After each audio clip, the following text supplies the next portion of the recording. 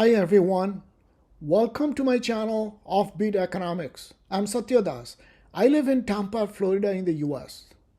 This is the second version of an earlier video titled How to Win the War on Terror.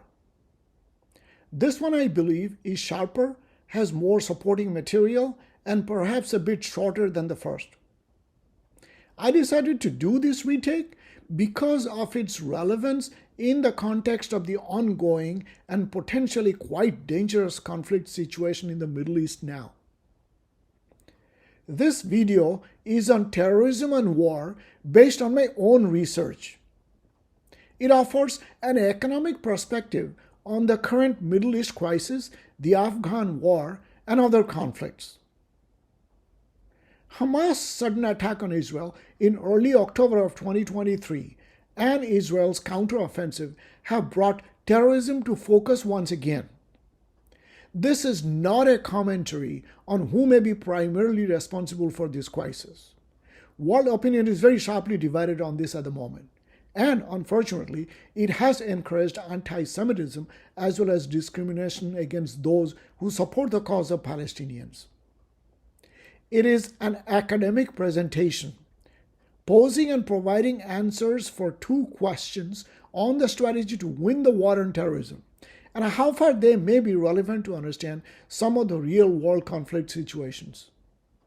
First, can a strategy of aggression, and aggression only, win the war against terrorism? I present an econ-centric answer to this question. It's a no, under certain plausible conditions. The negative answer begs the second question. How can then the war on terror be won?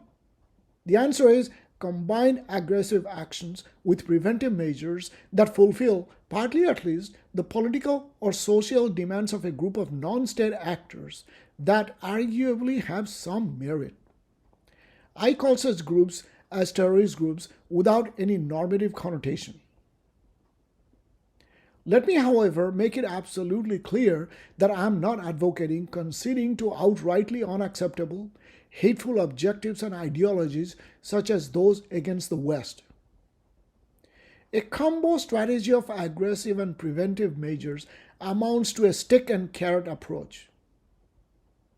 You can compare it with treating a disease not just by medicines and procedures, but also preventive cares like doing exercise, proper diet, etc. Make sense? Now, all this may seem unsurprising, and you may ask, what is so big deal about it? I am proud to share with you that in a joint research, we have theoretically proved it. The proof, I believe, is far from obvious and offers a different as well as a deeper and more precise understanding. It is in a game theoretic research article that I co-authored with my dear friend Sajjad Lahiri, which was published in the International Journal of Economic Theory in 2019 online and printed in 2021. This is also explained in chapter 13 of my book titled Economics of Terrorism and Counter-Terrorism Measures, published by Springer Nature in 2022. Let me elaborate.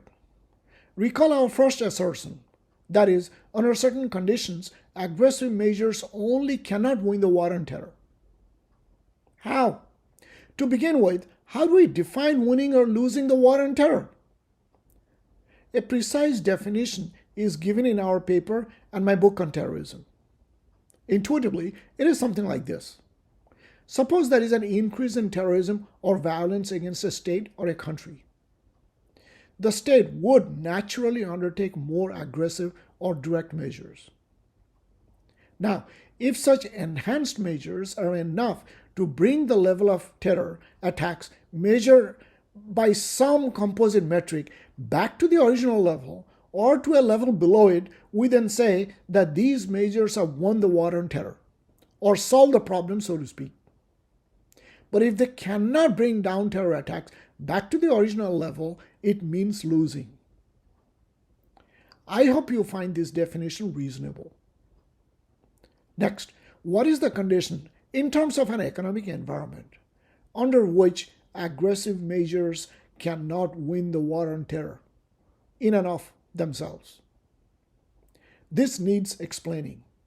Mind you that direct counter-terror measures like occupation, destroying enemy bases, eliminating their human resources, including their leaders, entail enormous costs in various forms, like cost of resources, including manpower, equipment, ammunitions, injury and death of soldiers, collateral damages like injury and death of civilians on the other side, rising anger of a population, potential loss of political goodwill at home, adverse world opinion, etc.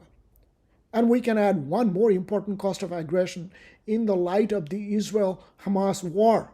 That is the cost of hostages in different ways, like mental agony, sadness to the immediate families as well as to the society at large, and not to mention that one successful hostage taking encourages hostage taking tactics in the future. In view of these costs, our critical yet plausible condition is that marginal costs, which mean incremental costs at the margin, to the defending state increase with aggressive measures or actions. Note that I'm talking about marginal, not total or average costs. Fellow economists would readily understand why marginal cost may be critical. It refers to an environment where total costs increase at an increasing rate with the level of aggressive military actions. I hope my non-economist friends get the idea of what I'm saying. Now, our theoretical model offers a proof that under such conditions, that is increasing marginal cost of aggression, it is too costly for a rational state that weighs costs and benefits of aggression to consciously step up its aggression to the extent that will deliver a win as defined.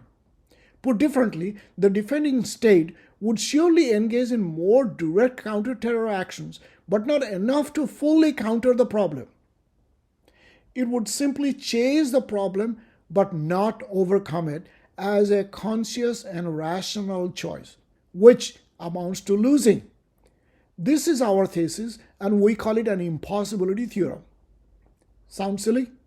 Well, think of actual instances where a major country is militarily present on a foreign soil to support a regime and chooses a level of military action that tries to ensure that the ally does not lose against some adversary, but it is not enough to secure a win. Rings familiar? I think you know those instances very well. Now, this theorem, although sounds negative, actually serves us in a positive way by forcing us to think deeper about what may actually work as a solution. This takes us to our second question posed earlier. How can the war on terror be won? The answer is, let the aggressive measures be supplemented with preventives like diplomacy, negotiations, considering to some extent what the long-term, arguably reasonable objective or demand of a terror group might be, like more autonomy, separate country or a state, withdrawal of armed forces from a foreign land, etc. In the language of economics, aggressive or direct measures tend to limit the supply flow of terror attacks, while preventive measures lower the need or demand for terrorist attacks since some of the objectives of demanding groups are met. In other words, a combo strategy would attack the problem of terrorism from both supply and demand sides. This is a key economic insight, I believe. Now, all theory so far? I would now argue that our theory aligns itself with some, may not be all, of real war long-drawn conflict situations. Let's begin with IRA, whose aim was to secure independence from the British for the whole of Ireland, including Northern Ireland, where Protestants are the majority who feel close affinity with the British. We know about the provisional IRA and how bad the scale of violence was in the so-called Troubles era that began around 1969.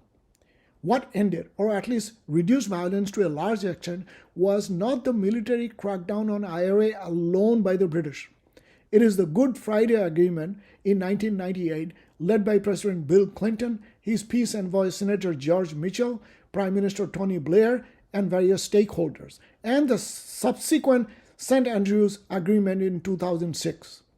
A key component of these agreements was a political power sharing arrangement in Northern Ireland. Next, consider FARC, a leftist, Marxist, guerrilla-terror group in Colombia, whose root objective was to secure economic uplift and egalitarian justice for the poor in the rural parts of Colombia. The terrorist problem there began in the 1960s and remained bad and deadly for decades. Finally, a combination of determined military action and serious negotiation between the Colombian government and FARC led to an agreement reached in Havana, Cuba in 2016. Among other provisions, the government committed itself to rural and social development schemes. This brought a closure to the 5 decades-long spell of violence in Colombia. Now, Taliban and Afghanistan. It may surprise some of you to know that all the Taliban, whose meaning in Pashto, by the way, is students, provided a safe haven to Al-Qaeda and Bin Laden. Global jihadism, death to America are not Taliban's slogans. This is why it has never been designated as a foreign terrorist organization or FTO by the US Department of State. While it is surely a violent organization, yet significantly different from Al-Qaeda or ISIS. What are its objectives? To establish an Islamic theocracy in Afghanistan, which includes stringent interpretation and implementation of the Sharia law. Look at a video to be shown in a moment, dated 2019, during a state visit by the Pakistani Prime Minister Imran Khan to the White House. In this video, President Donald Trump is saying that American military can decimate the whole of Afghanistan in a matter of 1 week or 10 days. But then goes on to say that he doesn't want to pursue that. I think Pakistan's going to help us out to extricate ourselves. We're like policemen. We're not fighting a war. If we wanted to fight a war in Afghanistan and win it, I could win that war in a week. I just don't want to kill 10 million people. Does that make sense to you? I don't want to kill 10 million people. I have plans on Afghanistan that if I wanted to win that war, Afghanistan would be wiped off the face of the earth. It would be gone. It would be over in literally in 10 days. And I don't want to do that. I don't want to go that route. Let's decode what President Trump was saying in the language of economics, and particularly in the light of our model. Militarily destroying a country like Afghanistan in a short time is possible. But the overall total and marginal costs of such actions are very, very steep. Therefore, a continuation of active military presence and actions, especially after nearly 2 decades, is not a rational choice. Instead, President Trump was referring to a deal with Taliban with Pakistan's help. The US did negotiate with Taliban. An agreement was signed on the leap day, February 29th of 2020 in Doha, just before COVID-19 gripped the whole world. I call this the Leap Day Accord. It essentially stipulated that the US and allied forces would leave Afghanistan, and this will effectively put Taliban in charge. Based on the premises of our thesis, while Taliban's rule is regressive, I would say that it was the right decision by Trump administration and the right decision by Biden administration to honor the Leap Day Accord and continue with the policy of Trump administration. Finally, the Israel-Hamas and Palestinian conflict. Right now, the whole world is debating about this crisis. At the core is what should be the approach of Israel and Western countries towards Hamas and the Palestinian people. On and shortly after October 7th, the whole world was deeply shocked to see how during the surprise attack by Hamas, so many innocent folks, including children and women, were killed or injured, and so many taken as hostages. But as time passes, we are seeing more and more of how thousands of innocent Palestinian lives are being lost with no end in sight, and homes of common people being razed to ground in Gaza. At the time of making this video, Israel seems to stay its course of aggression, while US and other countries are cautioning Israel, calling for restraint. Plus, it is now a conflict between Israel on one hand and Hamas and Hezbollah on the other. The US and the UK have begun to counter the Houthis in Yemen.